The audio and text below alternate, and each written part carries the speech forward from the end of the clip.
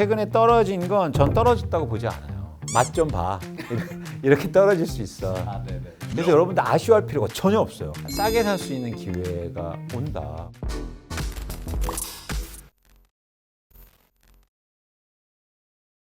하나 또 대표님께 궁금한 게 있는데 현 정부는 임대사업자에 관련된 세법들을 좀 조정을 좀 하고 싶은 것 같더라고요. 예를 들어서 뭐 등록된 임대사업자에게는 종부세율을 면제해주는 이런 부분들을 좀 생각하고 있는 것 같은데 이제 야당에서는 반대를 하고 있기 때문에 법안 통과가 지금 안 되어 있는 상황이거든요. 네. 어떤 게 시장에 조금 더 유리하다고 보세요? 무주택자 혹은 이제 좀 서민들을 기준에서 본다면.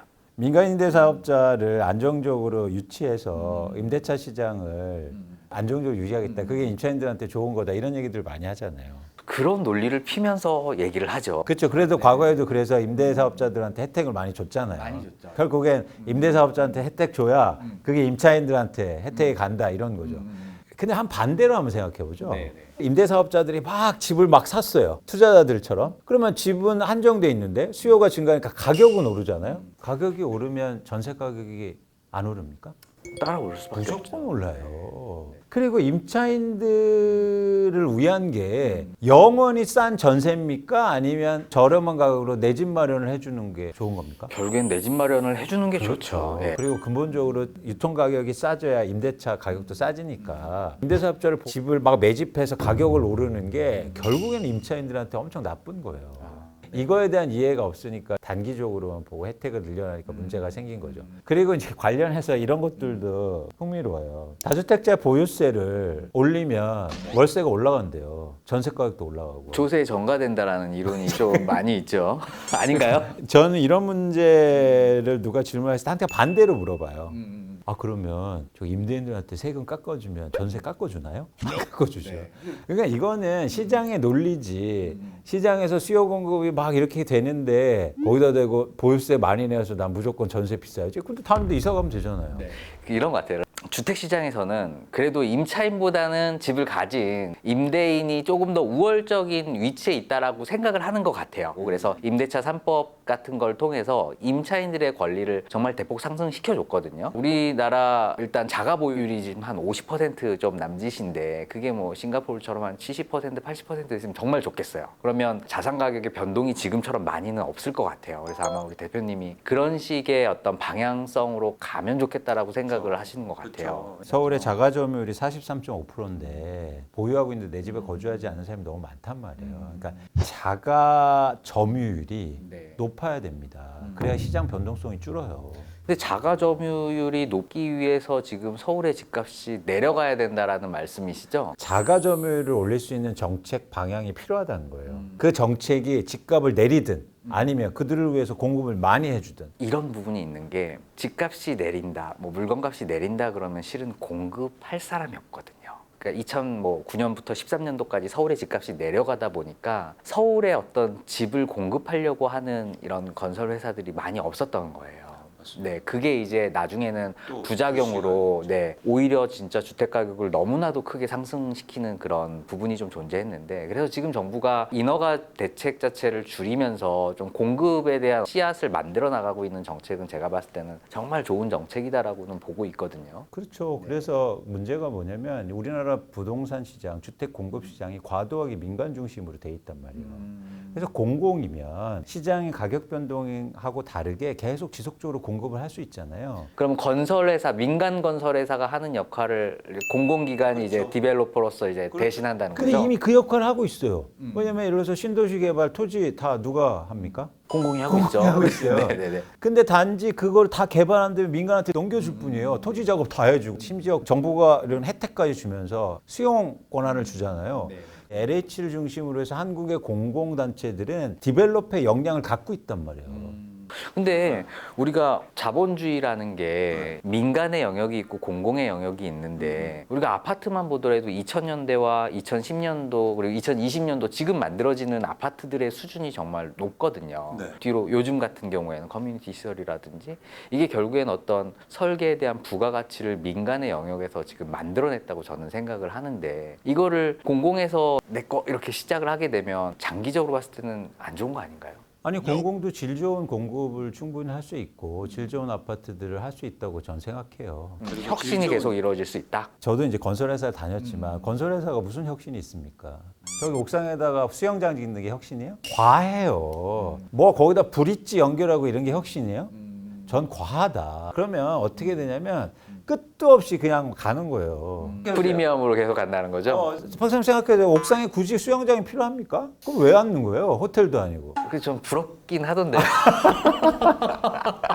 그게 전 혁신이라고 생각하지 않아요. 거주 환경의 변화라든가 아니면 그 안에서 그걸 뭐 인테리어를 이태리제 쓰고 프랑스제 쓰고 이런 게 과연 질을 높이는 거냐? 오히려 분양가만 올리고 건설사들이 그러면서 엄청난 이익을 보잖아요.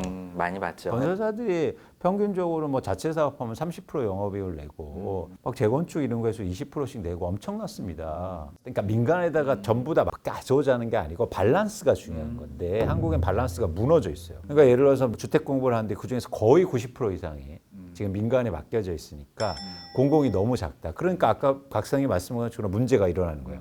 가격이 빠지면 공급이 확 줄고 또 지금처럼 가격이 오르니까 공급이 많아지니까 역전세 문제가 생기는 거예요.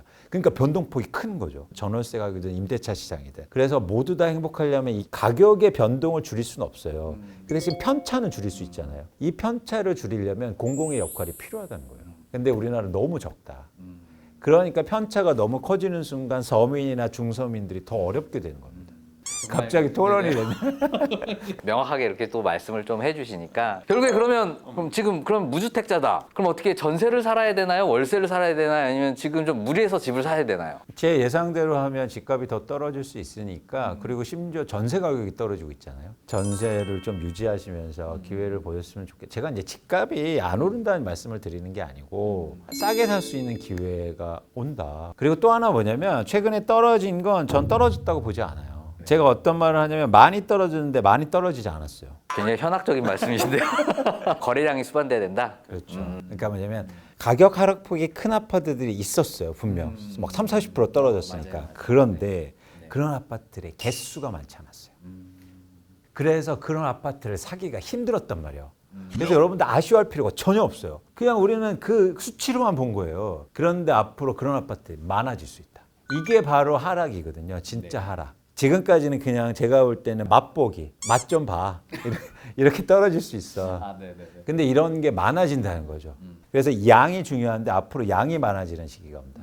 그러면 여러분들이 조금 더 편하게 내 집 마련하실 수 있는 기회가 오지 않을까 생각합니다. 알겠습니다. 구독자분들이 우리 대표님 의견 좀 듣고 너무 패닉 바잉 하지 말고 너무 추격 매수하지 말고 좀 천천히 본인의 상황에 맞게 이렇게 준비를 하면 되겠다라는 말씀으로 저는 이해를 했습니다. 좋습니다. 하나 제가 그냥 개인적으로 좀 궁금한 거 좀 여쭤봐도 될까요? 주식 시장 또 잘 알고 계시니까 자산 시장이니까 실은 주식 시장과 부동산 시장은 서로 연결돼 있을 수밖에 없잖아요. 시차가 분명히 존재하지만 지금 미국 시장 같은 경우에는 정말 많이 올라갔어요. 근데 그 지수 자체를 끌어올린 게 빅테크 중심으로 지수를 끌어올렸고 중소형주 같은 경우는 지금 최저점인 이런 주식들도 또 많단 말이죠. 맞습니다. 이 빅테크라는 시총이 높은 주식이 내려갈까요? 아니면 순환매 장세로 이런 중소형주가 같이 따라서 붙을까요?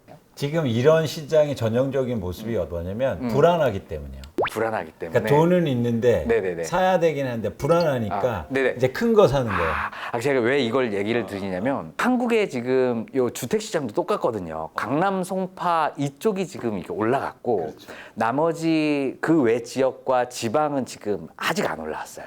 그래서 지금 미국의 시장을 주식 시장을 여쭤보는 게 실은 한국의 시장 부동산 시장과 비슷하기 때문에 제가 여쭤보는 거거든요. 그럴 수 있겠네. 그렇게 말씀드린다면 이제는 빅테크가 떨어진다.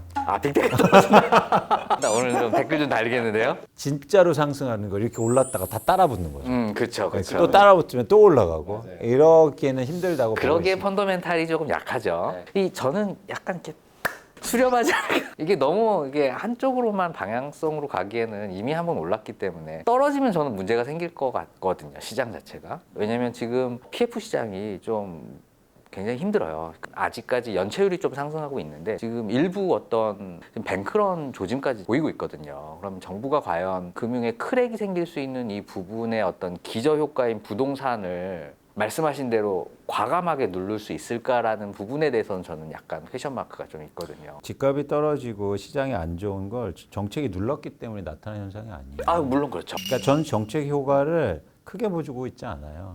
이것도 항상 반대로 물어보면 됩니다. 집값이 올랐을 때 정책이 효과가 있었습니까? 집값을 못 잡았잖아요. 정부가 실은 어떤 시장의 플레이어 중에 진짜 가장 큰 비중을 차지를 하고 있거든요. 그러니까 어떤 정부의 정책을 우리가 간과해서는 좀 안 된다고 저는 생각을 하고 있어요. 저는 그게 그 투자화돼 있는 시장에서는 한계가 뚜렷하다고 봐요. 투자화돼 있는 자산 시장에서는 정책이 어떤 효과를 낼지 예측하기가 되게 힘듭니다. 그러니까 왜냐하면 사람들은 피드백으로 움직이니까. 쉽게 말해서 집값이 막 올라갔을 때 보유세를 올리면 집 팔 줄 알았는데 더 안 팔아요. 마치 제가 그때 어떤 비유를 했냐면 해와 바람, 막 옷을 벗기려고 바람을 엄청 부는데 더 여미는 네. 거죠. 사실은 그게 전형적으로 자산시장의 표현이거든요. 그러니까 예를 들면 자산시장의 하방을 막으려고 그래서 막 투자자들을 부르고 양도세 많아지고 취득세 완화해주고 이런 정책이 나온다. 그러면 이 참여자들이 어떤 생각을 하게 될까요? 시장이 그렇게 어려워? 오히려 더 안 살 수도 있어요. 네네네, 맞아요. 그래서 저희가 예측이 좀 하기가 힘들다. 정책을 무시하고 간과하자는 말씀을 드리는 게 아니라 정책을 예측하고 행동하지 마시라. 그러면 큰 오류가 날 수 있다는 거예요. 예를 들어서 시장을 대할 때 막 이 정부가 부양해 줄 거야, 뭐 세금 안 해줄 거야, 그래서 빨리 사. 뭐 그런데 저희 예측과 다르게 시장이 변할 수 있다는 거예요. 네네네. 오늘 우리 대표님 모시고 정말 많은 이야기 한번 들어봤는데요. 자, 우리 마지막으로 이제 한번 한국 부동산 시장이 이렇게 좀 변했으면 좋겠다. 이런 조언. 예를 들어서 바램? 아까도 잠깐 말씀드렸듯이 저는 자기가 보유한 집에 거주하는 비율이 증가했으면 좋겠어요. 제 용어로 자주세대라고 그래요. 자주세대. 네, 자가가 주, 스스로 사는.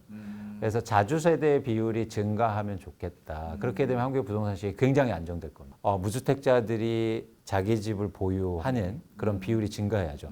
그래서 앞으로 부동산 가격이 빠졌을 때 무주택자분들이 집을 많이 샀으면 좋겠어요. 네. 이걸 꼭 기회로 삼으셔서 내 집 마련 하셨으면 좋겠다. 근데 집값이 떨어지면 이렇게 생각한단 말이죠. 에이, 뭐 더 빠질 때인데 왜 지금 사? 우리나라 뭐 인구 감소하고 이러면서 집값 폭락해. 근데 절대 그렇지 않다는 거예요. 그래서 이렇게 집값이 변동이 있을 때 내 집 마련을 꼭 하시고 그렇게 해야 우리나라 자주세대가 증가한다. 또 이 기회를 또 다주택자한테 넘겨주면 그러면 또 앉는다. 그런 말씀을 꼭 드리고 싶네요. 그러면 다주세대가 될 수 있는 그 시장 타이밍이 오시면 알려주시는 거죠? 아, 그럼요. 불러주십시오. 일단 한 달 쉬고 돌아가겠습니다. 네, 알겠습니다. 그러면 언제든지 저희 KB부동산 열려 있으니까요. 언제든지 이렇게 한번 모시고서 또 시장에 대해서 한번 또 고견 이렇게 듣는 시간 갖도록 하겠습니다. 자, 오늘 정보가 좋으셨다면 구독, 좋아요, 알림 설정 부탁드립니다. 자, 감사합니다. 고맙습니다.